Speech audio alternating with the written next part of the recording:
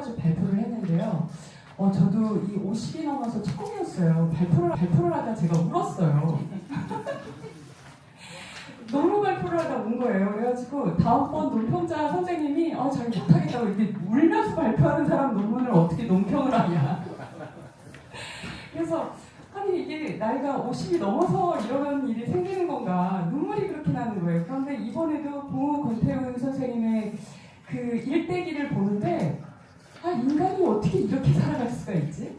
그러니까 제가 이 정기를 말씀을 드릴 텐데요.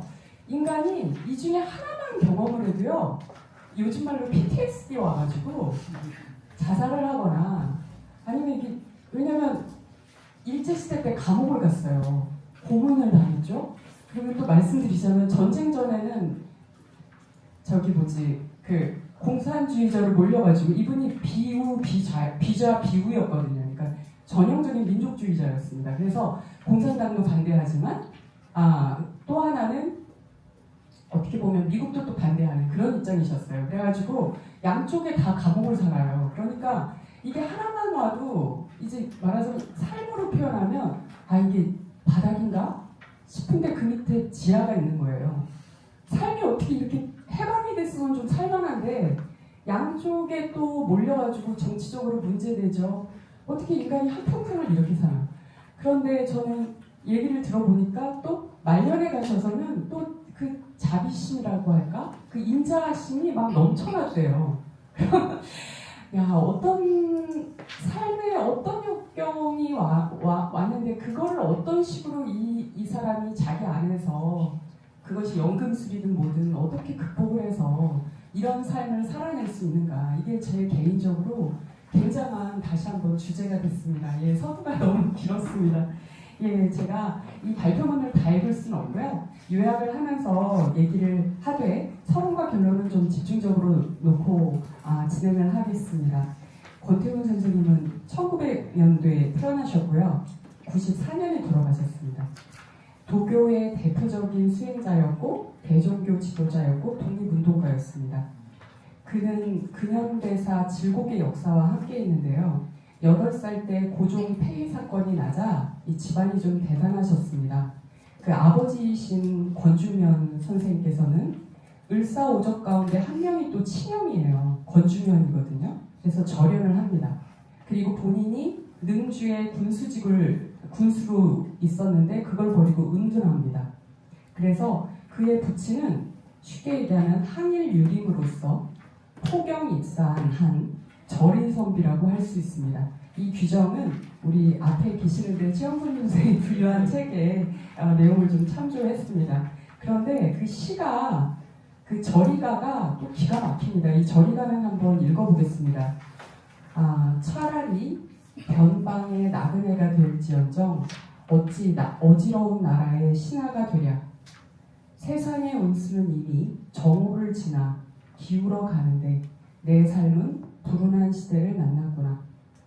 선비는 마땅히 부끄러움 없는 걸 부끄러워해야 하니 어찌 내 일신상의 가난을 근심할 겨를이 있으랴. 그래서 이 시를 보고 느꼈던 게 그 첫 구절이 자기 아들의 삶이 되버렸더라고요. 차라리 변방의 나그네가 될지언정 어지러운 나라의 신하가 되랴.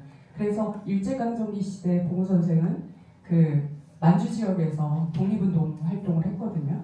그런데 제가 이 시를 읽으면서 이런 느낌이 처음이다. 왜냐하면 우리는 지금 자꾸 제 어릴 때는 저희가 개발도상국이라고 했거든요. 벌써 나이가 나오는데, 그리고 어느 순간에 이거 중진국이래요. 그런데 요즘 학생들한테 다 물어보면 자기네들 선진국 시민이라고 말합니다. 그러니까 내가 어떤 삶을 딱 태어났는데 나라가 망해가요. 이게 진짜, 그리고 그 나라의 근간이라고 할 수 있는 질서가 다 무너져 내려요. 이런 거를 보는 사람은 그걸 어떻게 감당을 할까? 그래서 이 시에도 보면 그걸 세상의 운수가 정오를 지나 기울어 간다라고 이렇게 표현을 하시더라고요. 그래서 이러한 부친의 시는 봉우의 삶과도 닮아 있어서 3.1 독립운동이 일어나자 동해안을 따라 함경도 원산까지 배를 타고 항구를 돌아다니면서 독립선언서를 배포하고요. 이게 20살 때 일입니다. 그리고 만주로 가서 동로군정서에 들어가서 독립운동을 합니다. 항일 무장투쟁을 벌이고 42살 때는요, 아직까지 해방 전입니다. 의열단 사건에 연루돼서 대전경찰서에서 7개월간 구금되어서 온갖 고초를 겪습니다. 부친이 남긴 시처럼 그렇게 떠도는 독립운동가의 삶을 선택한 것입니다. 8.15 해방과 남북전쟁은 그의 삶을 더 질곡 속으로 밀어넣습니다. 공산주의도 반대하고 반공주의도 반대했던 그는 비자 비우의 민족주의 노선을 택하면서 전쟁 전에는 공산당으로 몰려 옥살이를 하고 전쟁 중에는 또 인민군의 반동군자로 몰려서 수개월 동안 사상교육을 받습니다. 양쪽으로부터의 탄압입니다. 저는 이런 일 당하면 못 살 것 같아요. 그래서 이런 일을 겪고, 그러니까 이걸 굳이 규정을 하자면 민족주의적 민주주의자 또는 민족주의적 자유주의자라고 평가를 할 수 있을 것입니다.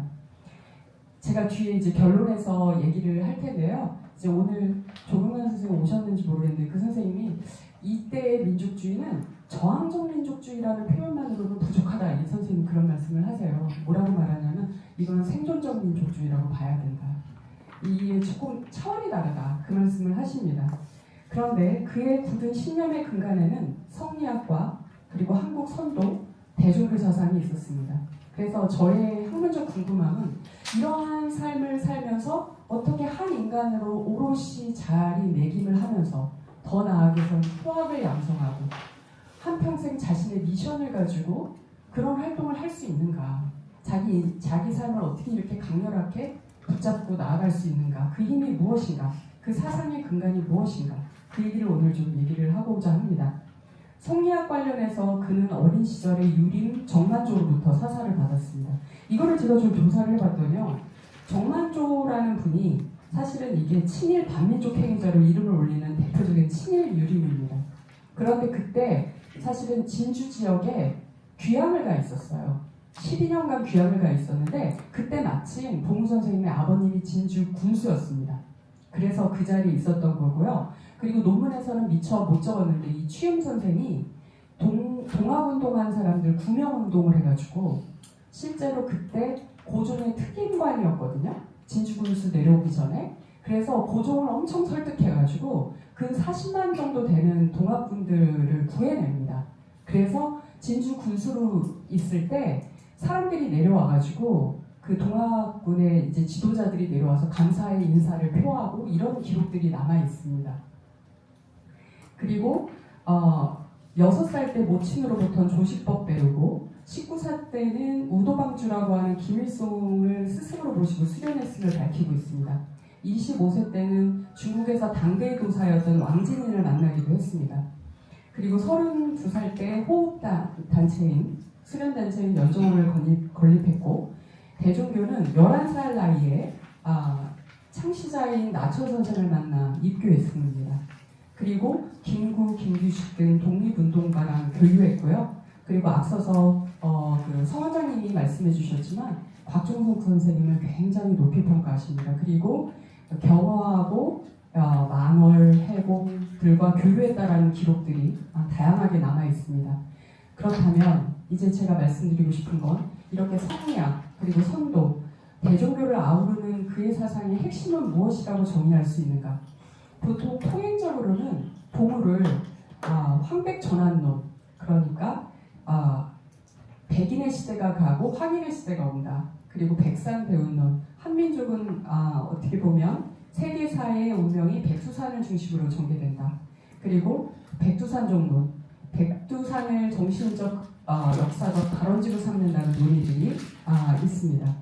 이러한 보물의 사상은 어떻게 보면 그가 대종교 사상과 괴를 함께한다라고 볼 수도 있지만 그가 사실 한평생 꾸려온 것은 연정원인데 이 연정원은 사실 종교를 초월해 있습니다. 그리고 또 그가 명확히 제가 말씀을 드리겠지만 호흡법이나 원상수련법이라든지 모든 내단수련법을 얘기할 때 꼭 대학 중용을 같이 얘기합니다. 이거는 굉장히 독특하고 저는 이거를 한국도교의 20세기 한국도교의 특징으로 봐야 된다라고 보는 쪽이거든요. 그러니까 성리학자로서의 신성론이라든지 이런 것들을 절대 포기하지 않습니다. 그래서 이런 거는 굉장한 특징이 있어서 이것을 다 도외시한 채 얘기하는 것은 좀 어불성설이지 않는가라는 생각을 합니다. 그래서 제가 그동안의 연구 성과를 봤더니 대략 한 연구가 한 20여 편 되는데요. 크게는 두 가지의 어떻게 보면 접근법이 있는 것 같습니다. 첫째는 뭐냐면 분해적 접근입니다. 봉우 사상 속에서 성리학적인 건 이런 거다 라는 분해가 있거나 대종교는 이런 거다. 그 사상 안에 도교는 이런 거다. 이렇게 다 분해를 해버린다는 거죠. 이런 연구 성과들이 주로 있고 나머지 또 하나는 그런 연구보다는 조금은 이 사상을 총체적으로 좀 접근하면 안 되는가. 예를 들자면 그 안에 성리학적 성격이 이런 게 있다라고 끝나지 말고 그것이 그 사람이 주장하는 호흡 수련하고는 도대체 어떻게 관계가 있는가. 왜냐하면 그게 형이상학적으로 그게 회통되는 부분이 있어야 사실 그게 생명력이 있는 거고 그래야지 그 사람한테 실천력이라는 걸로 나가는 거거든요. 결국은 형이상학은 하나거든요. 그러면 그분의 형이상학이 뭐길래 그 안에 호흡법도 녹일 수 있고 대학과 중용에서 말하는 존재론도 그 안에 우주론과 존재론도 녹일 수 있느냐. 그게 궁금하다는 거죠. 그 형이상학적 틀이 무엇이길래 그 안에서 다 녹는가. 그 부분을 같이 이야기할 때만이 쉽게 얘기하면 봉우의 총체적 사상에 접근이 될 수 있다는 겁니다. 그래서 저는 그리고 또 하나는 이런 분해적 연구 방법론은 우리가 필연적으로 비판에 직면할 수가 있습니다. 어떤 거냐면 그 황백전환론, 백두산전론 하면 우리가 민족주의다라고 비판을 해버린다는 거죠. 그런데 그럴 경우에는 이제 어떻게 보면 우리가 그 139페이지에 제가 좀 그 얘기를 좀 했는데요. 그런 민족주의만 얘기 나오면 관성적으로 비판하는 그러한 시각들이 오히려 봉우 사상의 전체성을 보는 것을 방해할 수 있다는 겁니다. 제가 결론에서 미리 말한 거를 잠깐 얘기하자면 저는 이걸 본말론으로 얘기하고 싶어요. 그러니까 사상이 그 사람의 사상이 본이고 백두산종론이라든지 아니면 황백전환론이라든지라는 건 일종의 말이라는 거죠. 말단이라는 거죠. 그런데 말단을 가지고 근본을 해석하려고 해보면 그 이해의 확증 편향이 너무 강해진다는 겁니다. 그래서 근본을 탐구하기도 전에 그냥 말단의 구조화된 이해 속에서 그냥 그 사람을 평가해버리고 만다라는 거죠. 그래서 이런 얘기를 좀 하고 싶습니다. 그래서 오늘 제가 말하고 싶은 거의 핵심은 뭐냐라고 하냐면 도대체 유도 해통이 가장 강력한데 물론 유불도 해통이 단어가 있기는 합니다. 그러나 그럼에도 더 저는 강렬한 거는 유도 해통이 봉우 선도라고 할까? 이 한국 도교라고 할까? 이거의 특징이라고 볼 수 있다는 겁니다. 그리고 막간을 이용해서 잠깐 말씀드리면 저는 선도라는 표현보다는 한국 도교라고 가고 싶거든요.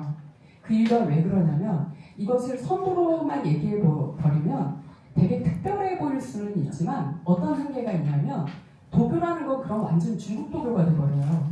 그럴 필요가 있냐라는 겁니다. 그래서 한국 도교의 특징이 분명히 존재하고 중국 도교는 중국 도교의 특징이 있고 일본 도교는 일본 도교가 특징이 있다. 그래서 보편성과 특수성을 같이 얘기할 때만이 그 사상이 가지고 있는 확장성이 있다라고 보거든요.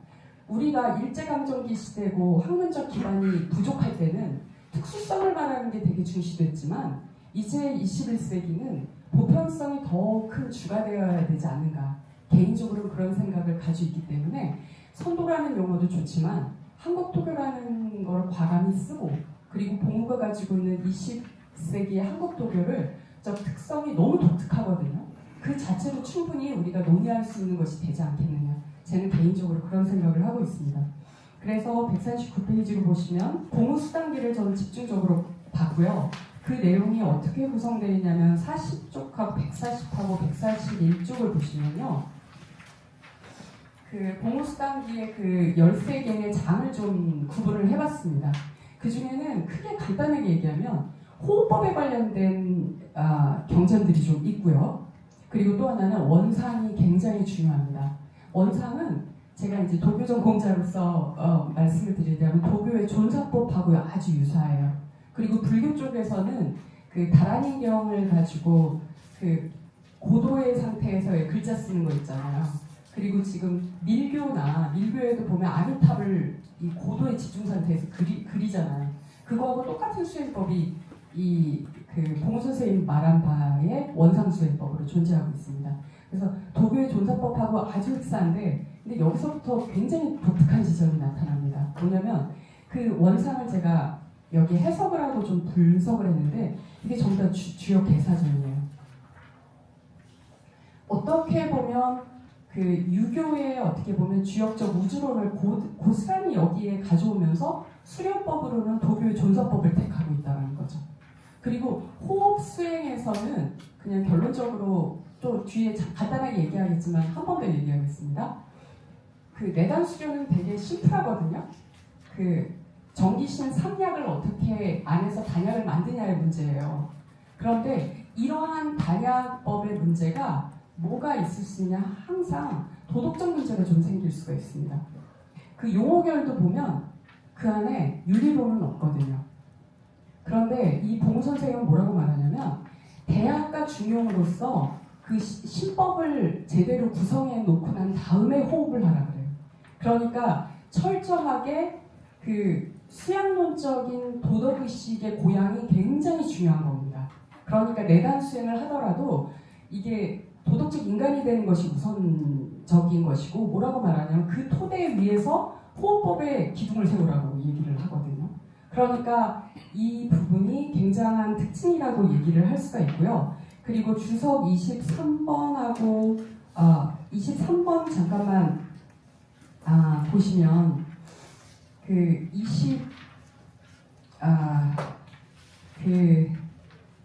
22번에 해당되는 거 보면은 요 시민경이 이렇게 등장하는데 이게 이제 당군의 저서라고 주장을 하십니다. 그런데 이제 중국도교 사람들이 여기 와 있다면 난리 나겠죠. 왜냐면 오늘날에도 중국도교 수련자들은 아침에 일어나서 이거 한 번씩 읽고 하루를 시작하는 경전이거든요. 그런데 이제 이것이 당군으로부터 왔다라고 이제 주장을 하시는 부분이고요. 그리고 12번 주석 좀 잠깐 보시면, 현재는 제가 관련된 자료를 주르륵 찾아봤는데 이 내용이 옥추보경의 서문이라고는 보물수단기에 기록되어 있는데 옥추보경 안에 이 내용이 없습니다. 그래서 이거는 제가 이게 이제 도교 경전들은 대부분 필사되는 형식으로 자꾸 부기돼가지고 전수되는 특징이 있거든요. 그래서 저희가 농담삼아 그럽니다. 유불도 3교 중에 가장 힘이 없는 게 도교라고. 그리고 우리 유학자들, 문집들 보면, 묘비명들 보면 김신습 같은 분들도 유불도 두고 통했으나 그리고 끝에 붙는 말 있거든요. 그러나 유자였다 이러면서 따뜻하거든요. 그래서 이 도교는 어떻게든지 감추려고 도교했다라는 거는 되게 감추고 싶어요. 그래서 너무 마이너리그이기도 하고, 제가 그래서 이쪽 전공한 다를 때 저희 선배님이 뭐라고 하냐면 왜 이렇게 이단지학을 하려고 하느냐 그렇게 얘기할 정도로 우리 한국적 상황에서는 이 도교가 굉장히 좀 그런 부분이 있어서 제대로 된 목판본 하나가 없습니다. 그래서 이렇게 필사돼가지고 전승되는 과정 속에서 계속 이렇게 첨부되거든요, 경전이. 구결들 전승 과정을 보면. 그래서 이게 전승 과정에서 들어간 게 아닌가 해서 개인적으로 좀 더 탐구해야 될 부분이라고 말씀드리고 싶습니다. 그래서 결론적으로 얘기를 지금 좀 해야 될 것 같은데요. 우선은 그 3번의 원상주에 대해서 제가 얘기하려는 거는 어떤 게 특징이 있냐면요. 그냥 시간이 없어서 빨리빨리 넘어가도록 하겠습니다.